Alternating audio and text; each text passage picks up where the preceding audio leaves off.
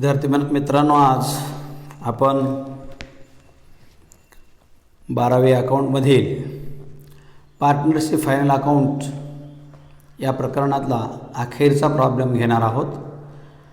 इलस्ट्रेशनमधील problem number 8 हा मोठ्या रकमेचा आहे आणि एखादी ॲडजस्टमेंट नवीन असल्यामुळं यामध्ये नवीन काही आयटम्स आहेत, त्यामुळं हा प्रॉब्लेम मला सोडून दाखवावा वाटला, म्हणून एवढा एक लास्ट प्रॉब्लेम आपण घेऊ आणि यानंतर मग पुढच्या प्रकरणाला सुरुवात करू। Problem number 8 page number 43 page नंबरवर आहे। प्रॉब्लेम आहे नाणे आणि काने are partners sharing profit and losses in the ratio 6:4 from the following trial balance and adjustment given below. Prepare trading and profit and loss account for the year ended and balance sheet as on that date. 31 मार्च 2019 या वर्षासाठी आपल्याला trading account, profit loss account आणि balance sheet तयार करायचं आहे आणि त्यांचं profit and loss sharing ratio दिलेला आहे 6:4 असा दिलेला आहे। आपल्याला ट्रायल बॅलन्स दिलेला आहे, जर्नल टाईप दिलेला आहे, म्हणजे particular debit balance, credit balance असं दिलेलं आहे। आणि ज्या ज्या आयटमला ॲडजस्टमेंट आहेत त्याला अगोदर आपण टिक करून घेऊया। टिक मार्क करा। Sundry debtors, salaries, motor vehicle, sales, purchases, wages, provident fund आणि provident fund investment, interest on provident fund. तर चला मग आपण हा प्रॉब्लेम सोडूया। कॅपिटल, प्रथम कॅपिटल दिलेलं आहे, नाणे आणि काने। कॅपिटल आपण फॉर्मॅट तयार करून घेऊया।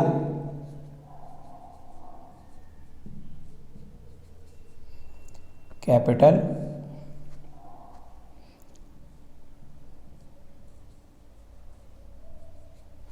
नाणे, नेणे आहेत, नेणे रुपीज 15 लाख।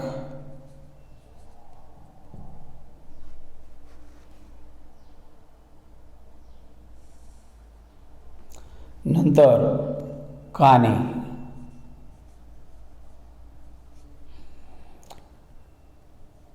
10 लाख।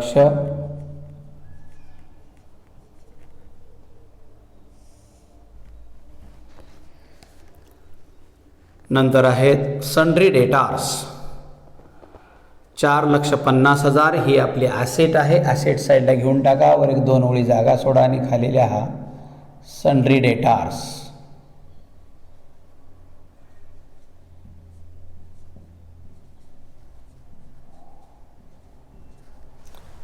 $4,50,000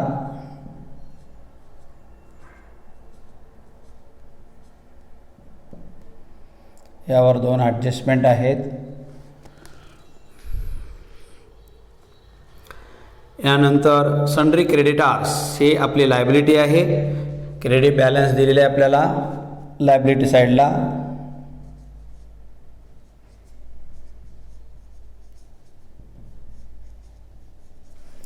सन्ड्री क्रेडिटार्स 3 लाख।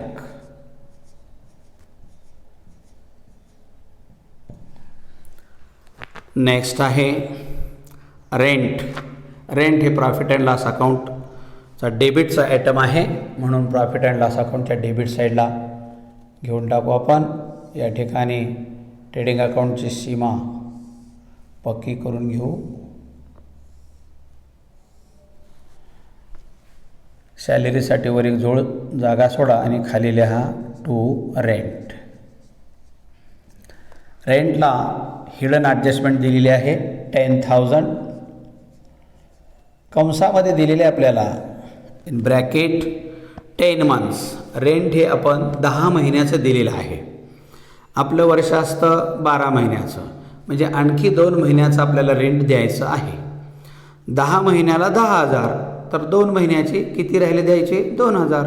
हे 2,000 ॲड करायचे त्यामध्ये, कारण त्यामुळे आपला खर्च वाढतो, म्हणून प्लस ड्यू 2,000. असा रेंटचा एकूण खर्च आपला आहे 12,000.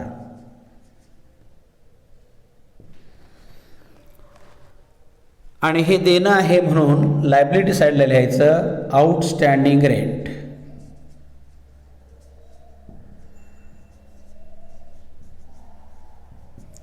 $2,000.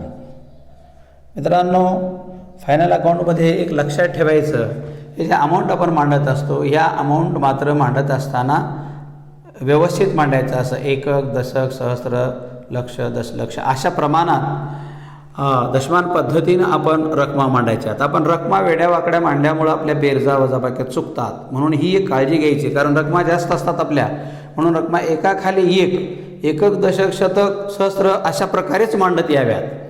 आणि रकमा मांडणीमध्ये चूक झाली किंवा आपला प्रॉब्लेम सगळा बरोबर येऊन देखील बेरजा चुकत असतात. नंतर स्टॉक आहे, ओपनिंग स्टॉक आहे 1/4/2018चा. ट्रेडिंग अकाउंटच्या डेबिट साईडला लिहा टू ओपनिंग स्टॉक.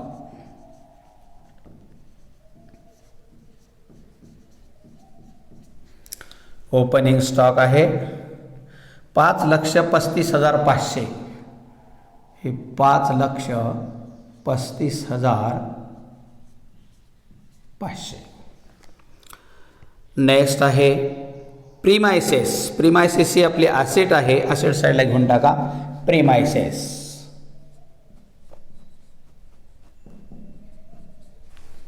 प्रीमायसेस आहे आपली 8,50,000.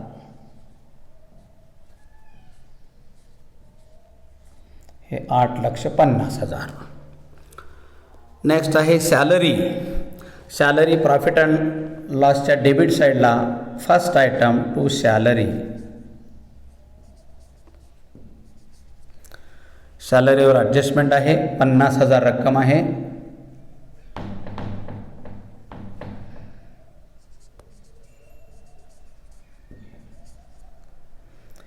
हे 50,000.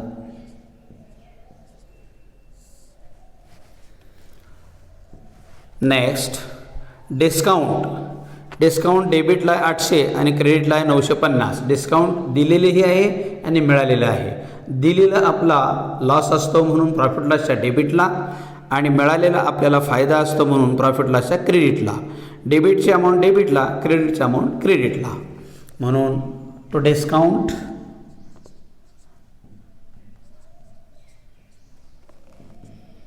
₹800. लगेच by discount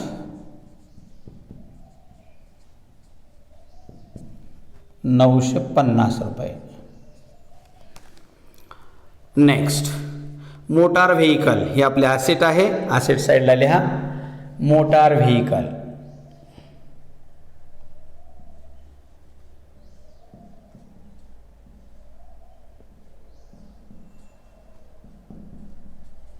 motor vehicle adjustment आहे आतमध्ये लिहा 3,70,000.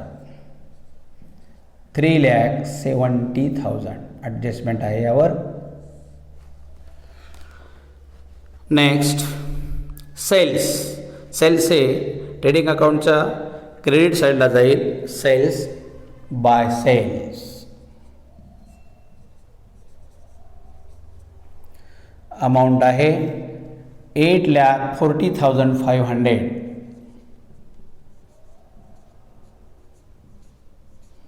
इनर कॉलमला ॲडजस्टमेंट आहे यावर. Next purchases. Trading account debit side purchases.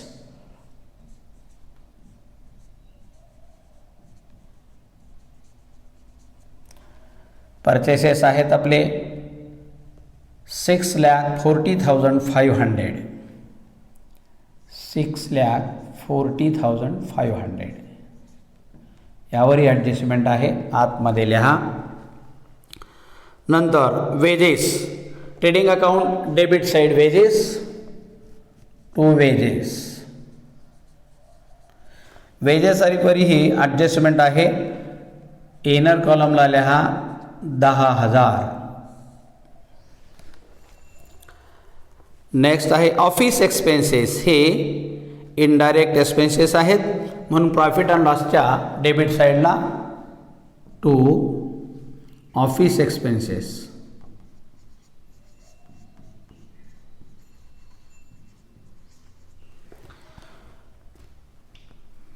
20,000.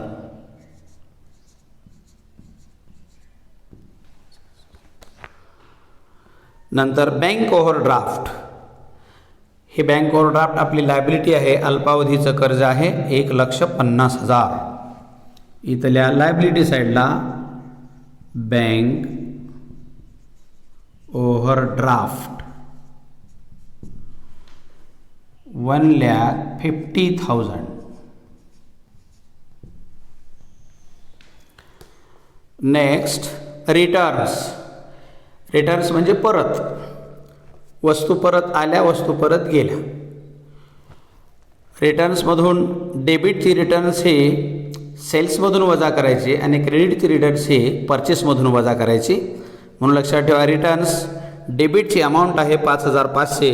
डेबिटला असते हे सेल्स रिटर्न, म्हणून इथं रिटर्न्स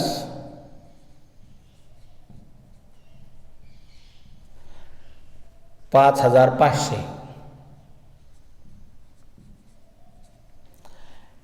आउटर कॉलमला रक्कम येईल पहा. 5 गेले 0, 10मधून 5 गेले 5 राहिले, इथे राहिले 3, राहिले 8. 8,35,000. आणि क्रेडिटचे रिटर्न्स आहेत 3,500. ते आहेत परचेस रिटर्न लेस रिटर्न 3,500. बाहेर घेऊन टाका, वजा करून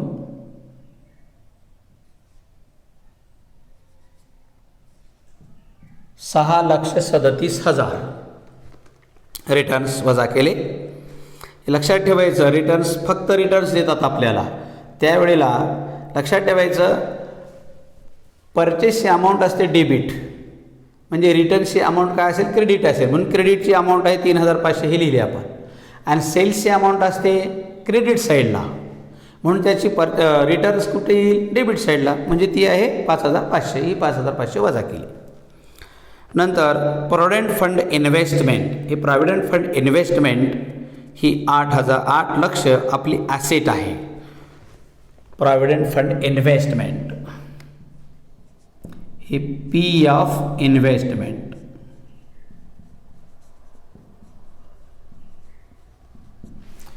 इन्व्हेस्टमेंट 8,000.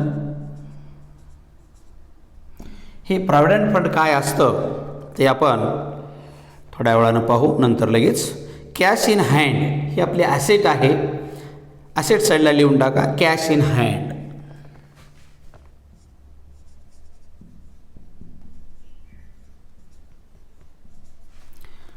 ती आहे 40,000.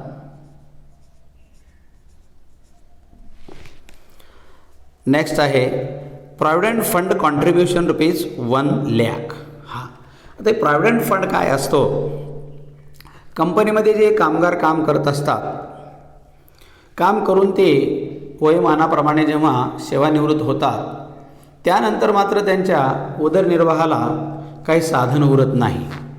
म्हणून जेव्हा ते सेवेत असतात त्यावेळेलाच आपल्या मासिक पगारातून काही रक्कम ते बाजूला काढून ठेवतात, फंड तयार करतात, बाजूला काढून ठेवतात. आणि जेवढी कामगाराच्या पगारातून रक्कम बाजूला काढून ठेवली जाते, सेविंग केली जाते, तेवढीच रक्कम कंपनी देखील त्या ठिकाणी देत असते, म्हणजे पार्टनरशिप फर्म देत असते. म्हणून जेव्हा हे पार्टनरशिप फर्म या कामगाराच्या प्रॉव्हिडंट फंडाला योगदान देते, कॉन्ट्रीब्यूट करते, तेव्हा हा पार्टनरशिप फर्मचा खर्च असतो तो. आणि हा खर्च काय केला जातो, प्रॉफिट अँड लॉस अकाउंटच्या डेबिटला ठेवला जातो. आणि ही अशा प्रकारची रक्कम, कामगाराचा प्रॉव्हिडंट फंड आणि कंपनीने केलेलं कॉन्ट्रीब्युशन, हे दोन्ही मिळून एकत्र दुसरीकडे कुठेतरी गुंतविलं जातं. त्यालाच आपण इन्व्हेस्टमेंट म्हणतो. कारण ही रक्कम अखेरीस आपल्याला कामगाराला द्यावयाची असते, म्हणून त्यांची रक्कम आपल्या व्यवसायात खर्च न करता इतर क्षेत्रामध्ये गुंतवली जाते, ती हळूहळू वाढविली सुद्धा जात असते, ती कामगाराला फायदा व्हावा या दृष्टिकोनातून. म्हणून हे जे कॉन्ट्रीब्युशन आहे प्रॉव्हिडंट फंड कॉन्ट्रीब्युशन, हा फर्मचा खर्च असल्यामुळं प्रॉफिट लॉस अकाउंटच्या डेबिट साईडला घेऊन टाकायचं आहे. Provident fund contribution.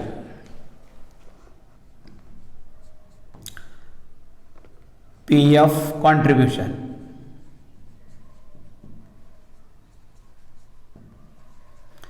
आहे 1,00,000.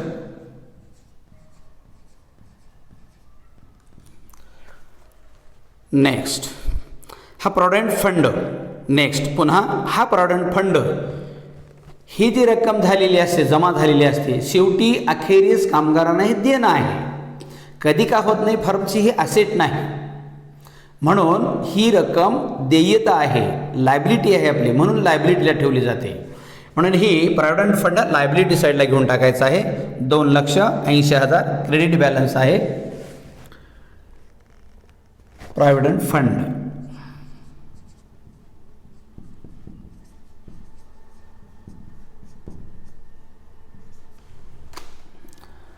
$2,80,000.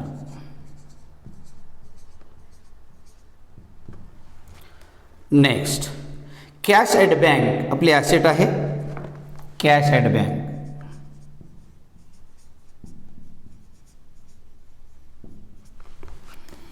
अमाऊंट आहे 2,00,000, 2,00,000.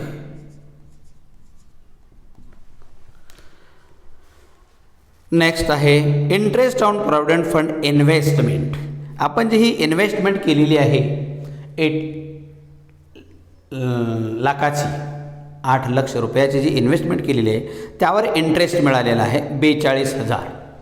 आता ही इंटरेस्ट मिळालेला आहे, पण प्रॉव्हिडंट फंड कुणाचा? कामगाराचा आहे. मग हा त्या कामगारच्या प्रॉव्हिडंट फंडावर मिळालेला इंटरेस्ट आहे, म्हणजे हा इंटरेस्ट पार्टनरशिप फर्मचा नव्हे तर कामगाराचा आहे. म्हणजे कामगाराला शेवटी ते इंटरेस्ट त्यांना प्रॉव्हिडंट फंडामध्ये द्यावं लागणार आहे, म्हणून ही लायबिलिटीला येते. आणि लायबिलिटी साईडला जे प्रॉव्हिडंट फंड आपण लिहिलेलं आहे त्याच्यामध्ये ॲड केलं जात असतं. म्हणून प्रॉव्हिडंट फंडाची रक्कम आपण इनर कॉलमला घेऊया.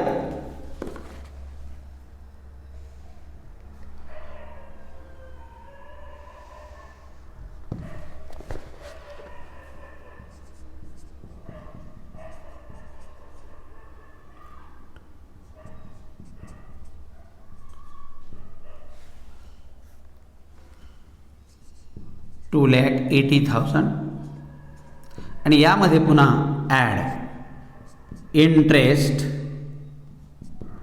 On PF, PFI provident fund investment. इन्व्हेस्टमेंटवरचा इंटरेस्ट आहे ते आपल्याला कामगाराला देणं आहे, म्हणून त्यांच्याच फंडामध्ये ॲड करून टाकायचं आहे आपण. हे फर्मची असेट नाही ना, फर्मचं इन्कम नाही, कामगाराचं इन्कम आहे, कामगाराच्याच फंडामध्ये ॲड करून टाकायचं आहे.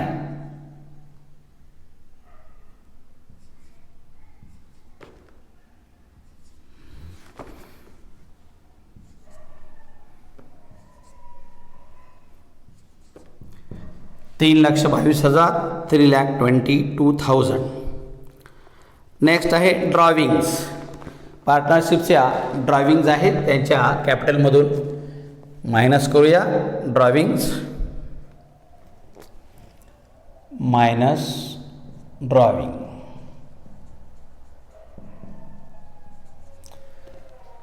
नेनेचे ड्रॉविंग आहे 20,000 आणि कानेचे ड्रॉविंग आहे 15,000 minus drawing 15,000. Next bad debts. Bad debts आपले प्रॉफिट अँड लॉस अकाउंटच्या डेबिटला आपला लॉस आहे 3,350. इनर कॉलमला लिहा टू बॅड डेट्स 3,350. यावर 2 ॲडजस्टमेंट आहेत, 2 वेळी जागा सोडा. आणि पुन्हा RDD. RDD ही नेहमी आपण प्रॉफिट लॉस अकाउंटच्या क्रेडिट साईडला लिहित असतो. मित्रांनो, या RDDच्या बाबत एक गोष्ट लक्षात ठेवायची आहे. आपल्या पुस्तकामध्ये जे जे प्रॉब्लेम सॉल्व्ह केलेले आहेत ते RDD हे इकडचा बॅड डेब्ट्स, पुन्हा न्यू RDD, न्यू डिस्काउंट वगैरे जे काय असेल ते सगळं ॲड केलं जातं आणि त्याच्यातून हा RDD जो ट्रायल बॅलन्समध्ये दिलेला आहे तो मायनस केला जातो आणि मग त्या उरलेलं बॅलन्स इकडे घेतलं जातं. हे एवढी मोठी सगळी गुंतागुंतीची प्रक्रिया आपल्या लक्षात राहत नाही, गुंतागुंत निर्माण होते, चुका होण्याची शक्यता असते. म्हणून नेहमी लक्षात ठेवायचं RDD हा प्रॉफिट अँड लॉस अकाउंटच्या क्रेडिट साईडला सरळ लिहून टाकायचा, बाकी काही भानगडी करत बसायचा नाही. प्रॉब्लेम चुकत नाही, मार्क कमी होत नाहीत आणि बरोबर येतं, म्हणून सरळ क्रेडिट साईडला लिहून टाकायचं. By RDD 3700. अशा प्रकारे आपला ट्रायल बॅलन्स संपलेला आहे. ॲडजस्टमेंट पाहूया आता. क्लोजिंग स्टॉक 3,60,000 ट्रेडिंग अकाउंटच्या क्रेडिट साईडला बाय क्लोजिंग स्टॉक.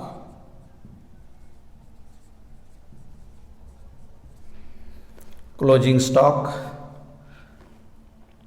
3,60,000. आपली ॲसेट म्हणून ॲसेट साईडला घेऊन टाका. क्लोजिंग स्टॉक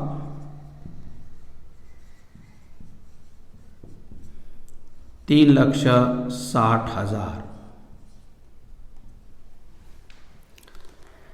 नेक्स्ट ॲडजस्टमेंट आहेत. Outstanding wages ₹3,000 and salary ₹2,000. हे आउटस्टँडिंग हे त्या त्या आयटममध्ये ॲड करा. टू आउटस्टँडिंग 3,000 बाहेर येतील 13,000. सॅलरीमध्ये ॲड करा आउटस्टँडिंग 2,000 बाहेर येईल 52,000. 3,000 अँड 2,000. आता हे दोन्ही आउटस्टँडिंग असल्यामुळं आपल्या लायबिलिटी साईडला घेऊन टाका.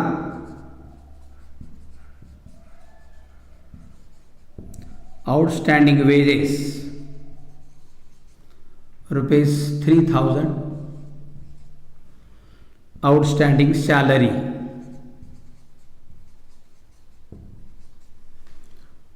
$2,000.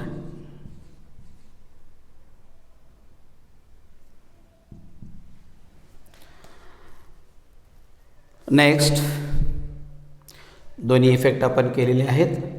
Next depreciation motor vehicle at 5%. Motor व्हेकलवर 5% डेप्रिशिएशन चार्ज करायला सांगितलं आपल्याला. मायनस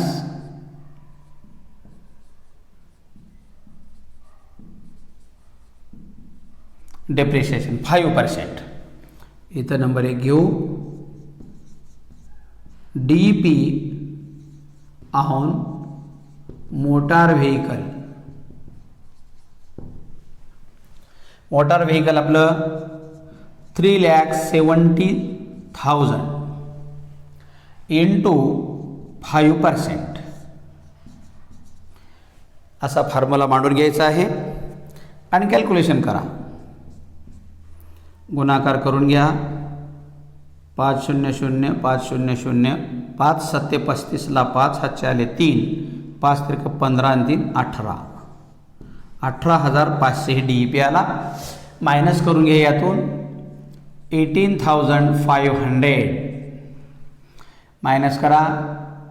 0 0 10मधून 5 गेले 5 राहिले. 9मधून 8 गेलं 1 राहिलं. इथं राहिले 6 6मधून 1 गेलं 5 राहिले. हे 3,51,500. आता हा डेप्रिशिएशन आपल्यासाठी लॉस आहे, म्हणून प्रॉफिट अँड लॉस अकाउंटच्या डेबिट साईडला to DP on motor vehicle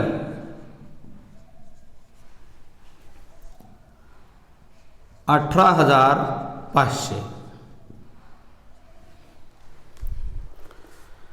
next write off bad debts of ₹500,000 and provide for RDD at 5% on sundry debtors. Debtors आपल्याला 5,000 बॅड डेब्ट्स आणि 5% RDD आकारायला सांगितलं. सर्वप्रथम आपण बॅड डेब्ट्स मायनस करू आणि त्यानंतर मग RDD काढता येतं. Minus bad debts. 5,000.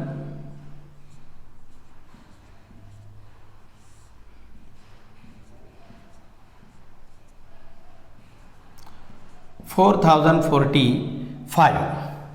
हे न्यू बॅड डेब्ट्स या ओल्ड बॅड डेब्ट्समध्ये ॲड करा. ॲड न्यू म्हणायला 5,000. नेक्स्ट आहे आता 4,45,000वर 5% आपल्याला चार्ज करायचा आहे. Number 2 RDD. 4,45,000 गुणिले 5 भागिले 100. 5% 5% आपल्याला सांगितलेलं आहे.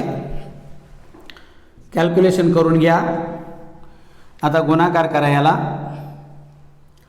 5 0 0.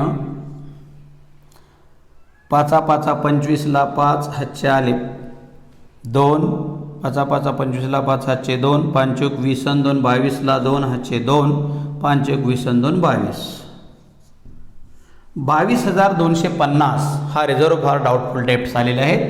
आता प्रथम डेटार्स म्हणून वजा करा. RDD 22,250.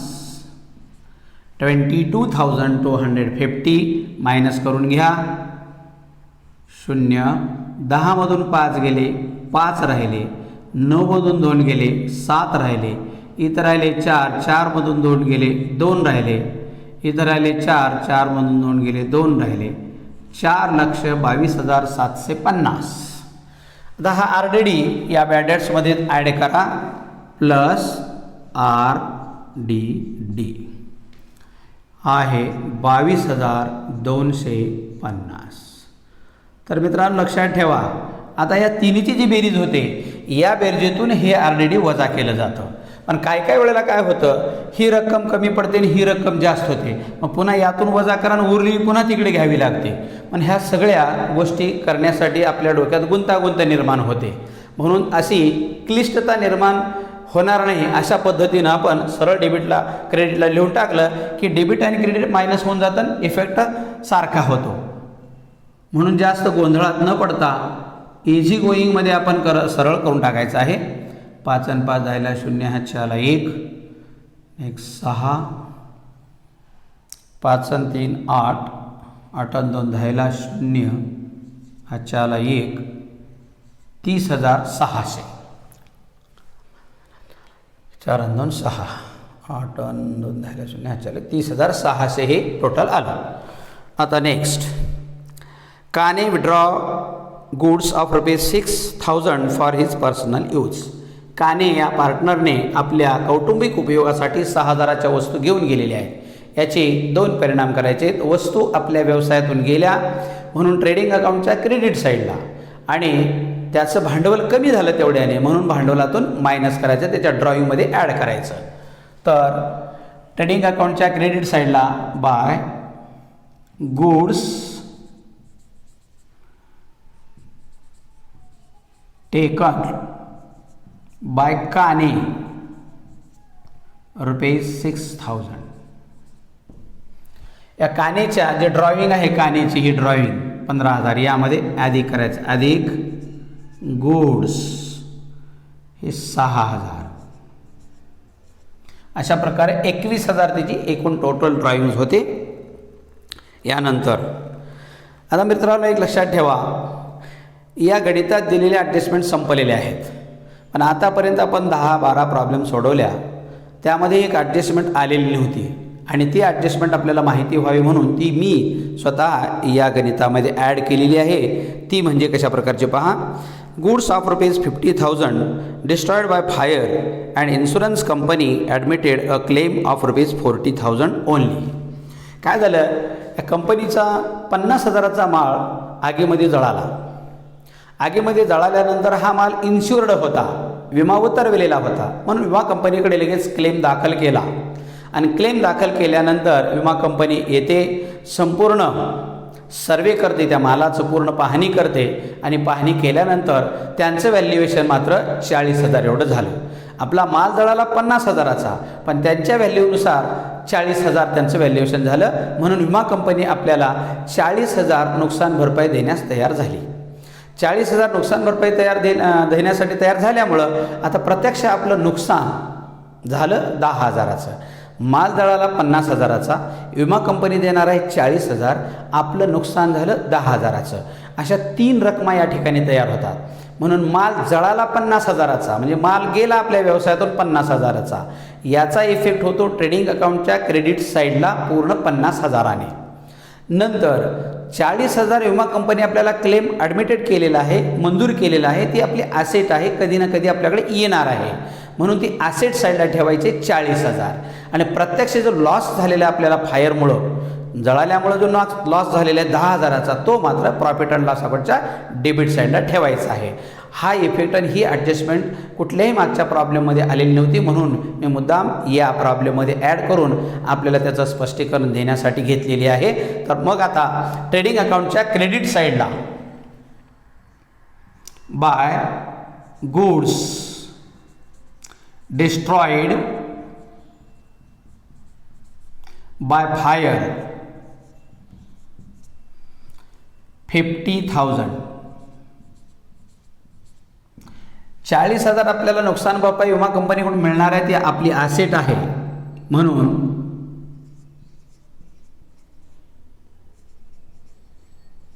इन्शुरन्स कंपनी क्लेम,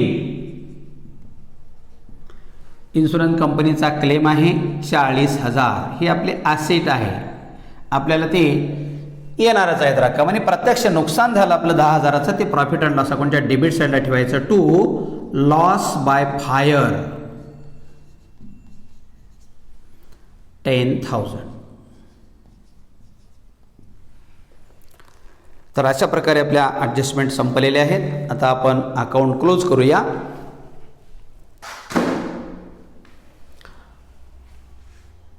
प्रथम क्रेडिट साईड पहा. 5 आणि 6 11ला 1, हातच्या आला 1, 1 आणि 3 4, 4 आणि 6 10, 10 आणि 5 15ला 5, हातच्या 1, 1 आणि 8 9, 9 आणि 3 12, 12,51,000, 12,51,000. आता हे डेबिट साईडचे बेरीज बाजूला करून घेऊ आपण. इथं 0, हे 0, हे 5, 7 आणि 5 12, 12 आणि 3 15, 15ला 5, हातच्या 1, 1 आणि 3 4, 4 आणि 3 7, 7 आणि 1 8, 8 आणि 6 आणि 5 11, 11,85,500. हे 12,51,000 मधून वजा करा, म्हणजे आपल्याला ग्रॉस प्रॉफिट मिळेल. हा ग्रॉस प्रॉफिट इथे येतो पहा असा. हे 0, 10मधून 5 गेले 5 राहिले, 10मधून 5 गेले पुन्हा 5 राहिले, इथं राहिले 4, 4 म्हणजे 14मधून 8 गेले 6 राहिले, आणि इथं राहिले 1, 1 1 गेले 0, 1 1 गेले 0, म्हणजे आपला ग्रॉस प्रॉफिट येतो 65,500. हे 65,500 टू ग्रॉस प्रॉफिट.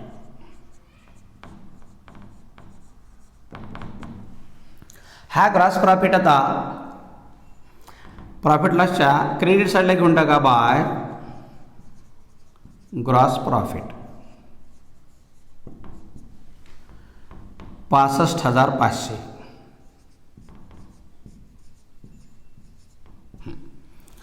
आता ट्रेडिंग अकाउंट क्लोज झालेला आहे, ग्रॉस प्रॉफिट काढलेला आहे. आता प्रॉफिट अँड लॉस अकाउंट आपण क्लोज करूया. प्रॉफिट लॉस अकाउंटवर पहा, आपण डेबिट साईडला एकच रक्कम 1 लाखाची आणि इथं तर 65 आणि 3 68,000, म्हणजे क्रेडिट साईड कमी आहे, डेबिट साईड जास्त आहे. अर्थात या ठिकाणी आपल्याला नेट लॉस मिळणार आहे, आपल्या व्यवसायाला लॉस झालेला आहे, म्हणून डेबिट साईडची बेरीज अगोदर करायची. हेच या गणिताचं वेगळेपण होतं, म्हणून हे गणित आपल्याला घ्यावं वाटलं, समजून सांगा वाटलं म्हणून मी या ठिकाणी घेत आहे. 8 आणि 6 14, 14 आणि 5 19ला 9. 8 आणि 6 14, 14 आणि 5 19ला 9. हातच्या आला 1. 1 आणि 2, 3 आणि 2 5. 5 आणि 8 13, 13ला 3. हातच्या आला 1. 1 आणि 5 6, 6 आणि 1 7, 7 आणि 2 9, 9 आणि 3 12, 12 आणि 1 13, 13 आणि 1 14, 14ला 4. हातच्या आला 1. 2,43,900 हे 2,43,900. आता या 3 रकमांची बेरीज करून ह्याच्यातून वजा करायचं. बेरीज किती होते पहा. 0 0 5, 5 आणि 9 14, 14 आणि 7 21, 21ला 1. हातच्या आले 2. 2 आणि 5 7, 7 आणि 3 10, 10ला 0. हातच्या 1. 1 आणि 6 7, 70,150. आता हे 2,43,900 मधून वजा करायचे आहेत आपल्याला. हे वजा 0, 10 मधून 5 गेले, 5 राहिले. इथं राहिले 8, 8 मधून 1 गेलं, 7 राहिले. इथं राहिले 3 असे 3. 14 मधून 7 गेले, 7 राहिले. इथे राहिले 1. 1,73,750 हा आपला नेट लॉस आलेला आहे. By net loss. आपण आतापर्यंत गणित केले, कुठे लॉस आलेला नव्हता म्हणून हे लॉसचं गणित घेतलं. 1,73,750 हा नेट लॉस आला. आता हा नेट लॉस त्यांना दोघांनाही वाटून द्यायचं आहे आपल्याला. कशा प्रकारे वाटून द्यायचं पहा. आता त्यांचं प्रमाण आपल्याला दिलेलं आहे.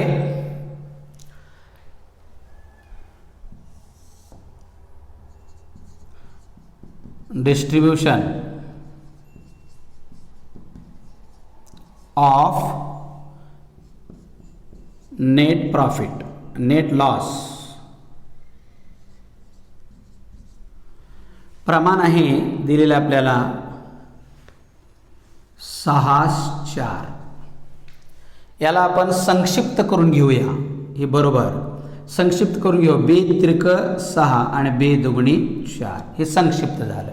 आणि पुन्हा याला अपूर्णांकात घेऊया. दोन्हीची बेरीज करून 3 आणि 2 5 म्हणजे 3/5 प्रमाण 2/5. अशा प्रकारे त्यांचं प्रमाण आपल्याला प्रॉफिट वाटून देण्यासाठी सोयीचं आपण करून घेतलं. आता प्रॉफिट वाटू आपण. प्रथम नंबर 1 आहे नेणे. टोटल लॉस आहे आपला 1,73,750. 1,73,750 गुणिले हे नेणेचं प्रमाण, सुरुवातीचं प्रमाण बरोबर आहे पहा. बरोबर आहे 6/4. तर 3/5 5 ने भागाकार करायला म्हणजे लक्षात येईल आपल्या. 5 त्रिक 15 राहिले 2, 23 झाले. 5 चौक 20 राहिले 3, 37 झाले. 5 7 35 राहिले 2, 25 झाले. 5 5 25 आणि 0 दिला इथं. अशा प्रकारे कटवला. आता 3 ने याला गुणाकार करून घ्या.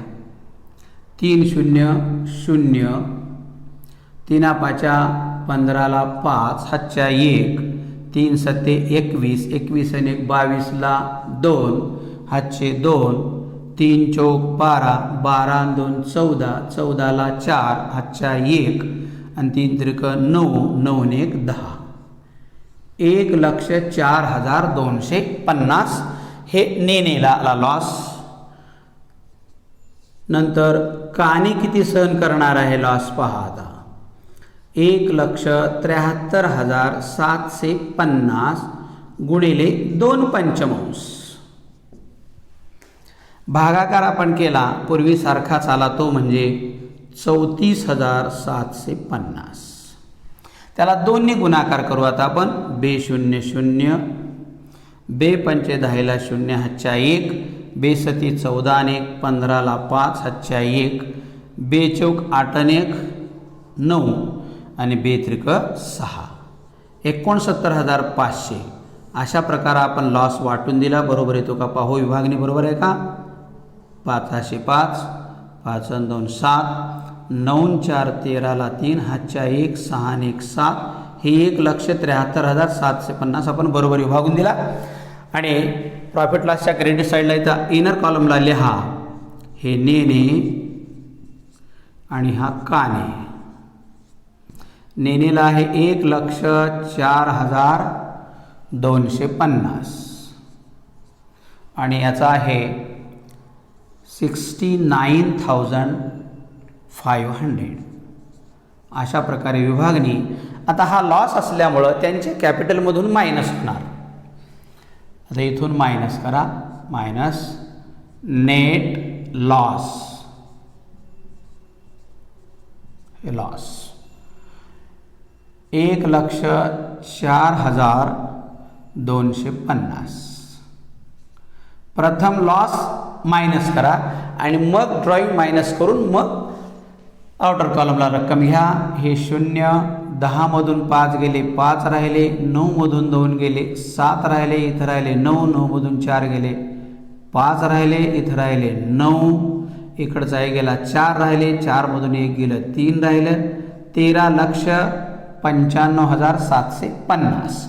यातून 20,000 वजा करून बाहेर घेऊन टाका. 0 5 हे 7 5 5 आणि 9 मधून 2 गेले 7 राहिले आणि उरले 13,75,750.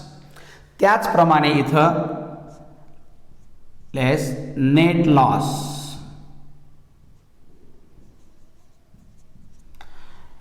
हा 69,500 69,500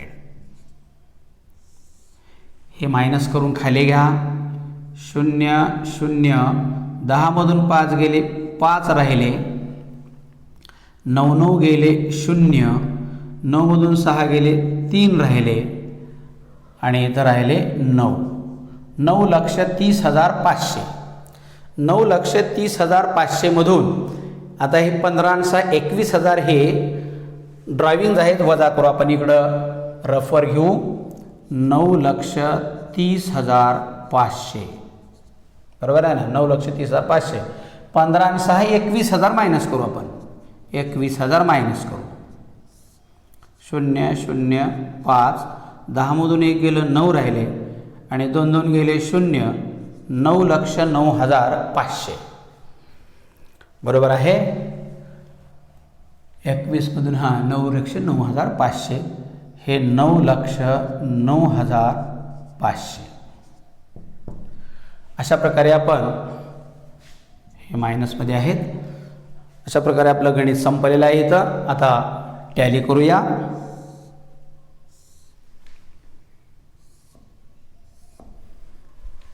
पहा 0 5